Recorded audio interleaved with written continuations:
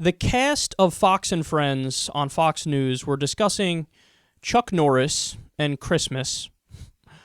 Only the weirdest right-wing conversation possible.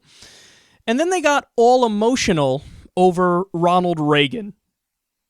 Listen to this, and then I have a lot to say about it. In Montgomery County in Maryland, what they have decided, a Muslim group said, can you put one of our holidays on your school calendar? You've got Christian holidays, you've got Jewish holidays.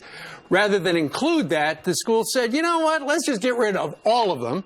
And that got our friend Chuck Norris a little hot under the collar, and he wrote he's a lethal weapon. Fiery indeed, op-ed he wrote. Absolutely. In Town Hall, called Neutering Religious Holidays, where he takes aim at them for doing that. And he says, where's our president, by the way? That's right. We haven't heard from the president on this. He's been quiet as a church mouse on this topic and other things of religious interest. Yeah, he goes as far as calling it animosity toward religion, and this is more. He says, quote, that's not the America our founding fathers created for us. That's not unity in diversity. That's not education, but pipeline progressivism, pumping out another indoctrination camp. Strong words there. Yeah, the year was 1981. Ronald Reagan was more the president that Chuck Norris had in mind. Listen. At this special time of year, we all renew our sense of wonder in recalling the story of the first Christmas in Bethlehem nearly 2,000 years ago. Some celebrate Christmas as the birthday of a great and good philosopher and teacher. Others of us believe in the divinity of the child born in Bethlehem, that he was and is the promised Prince of Peace. Tonight, in millions of American homes, the glow of the Christmas tree is a reflection of the love Jesus taught us.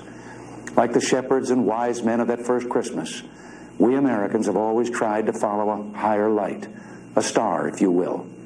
At lonely campfire vigils along the frontier, in the darkest days of the Great Depression, through war and peace, the twin beacons of faith and freedom have brightened the American sky.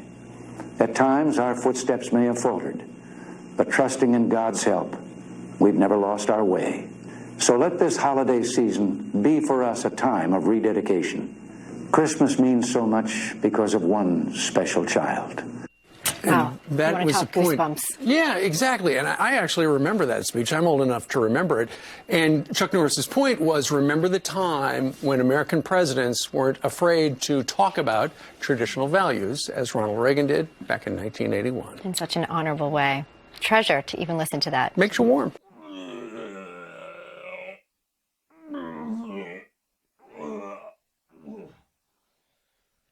Oh, man. They can't help themselves.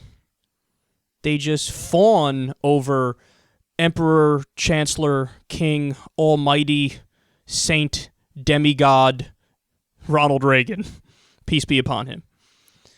I can picture, as I'm listening to that, I could see Hannity sitting in the corner beating off to the clip like, say something about capitalism, the Gipper. I'm done.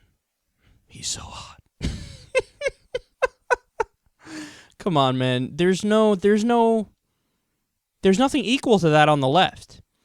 Like, yeah, there are some Obama loyalists. There are a good number of Obama loyalists.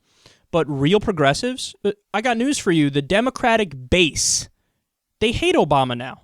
They hate him. I mean, at best, you have somebody like me who half to 75% hates him and then gives him credit for the mild reforms that he did in terms of the stimulus package and stopping a recession from becoming a depression, and we give him credit for Obamacare, even though we prefer a Medicare for all system. So the best you get from real progressives, the real Democratic base, is a mixed opinion. But there's no mixed opinion on Reagan from the Republican base. And the thing is, there should be, because there are plenty of things that he did that they would consider flat out liberal. Raising taxes 11 times, cutting and running from Lebanon when he was the governor of California. He did gun control. I mean, the list goes on of the things that he did that could be considered pretty progressive. I mean, talking to the enemy, negotiating with the enemy in Russia. And, I mean, he fucking negotiated with terrorists, the Iran-Contra scandal. All these things, if a Democrat did it, oh my God. good googly moogly, their hair would be on fire. But since it's Reagan, he is absolutely above. Overlord Reagan is above and beyond all these problems. Now, here's the biggest point I wanted to make about this. The right always says that liberals are mushy and too emotional and they're sentimental. Really? Really? We, us, the liberals, we are too sentimental? We're the emotional ones? Did you not see what you just did there? I mean, people were looking for a picture of Reagan so they could lick it. They were performing air fellatio on him during the clip. Kilmeade was like, yeah, so hot. They don't focus on anything serious. This has always been, I figured this out from a young age. I was able to piece it together, that conservatives and Republicans, by and large, of course there are some smart ones and some sane ones, of course, but by and large, I've seen that they don't focus on real issues. They don't care about serious issues. They care about stuff like go to church, make sure you pray, don't be in favor of gay marriage, say that you love America. To them, that stuff is morality. To give a Christmas speech where you say airy, flowery shit. To them, that is morality. That is being ethical. That is being a good citizen. But they don't talk about homelessness. They don't talk about poverty. They don't talk about fixing the healthcare system. They don't talk about unemployment. They don't talk about foreign policy and war. They don't want to have serious conversations about serious issues because they're intellectually bankrupt. They have no good ideas. It's all copy and paste ideas from previous generations that we know were failure policies. Like, for example, deregulation. Like, for example, cutting taxes on the rich. Reaganomics, as it's called. Another term for it is voodoo economics or trickle-down economics because it doesn't work. I mean, look at the 1920s. That's the policy we had in the 19-teens and the 1920s, and then we had the Great Depression. Look at when Ronald Reagan was in power, he did the same thing. As soon as he left office, he tanked the economy. Deficits ballooned, the economy fell off a cliff.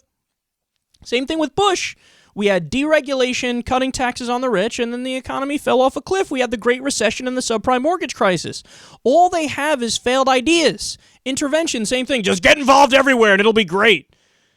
How did that work out with the overwhelming majority of our interventions post-World War II? It's been a miserable failure. This is why in polls, the world overwhelmingly hates American foreign policy, and they think we're the biggest threat to world peace. They didn't make that up. It's not like they woke up and said, I don't know, let's hate America. Tomorrow we'll hate Botswana. No, they don't like us because of what we do around the world.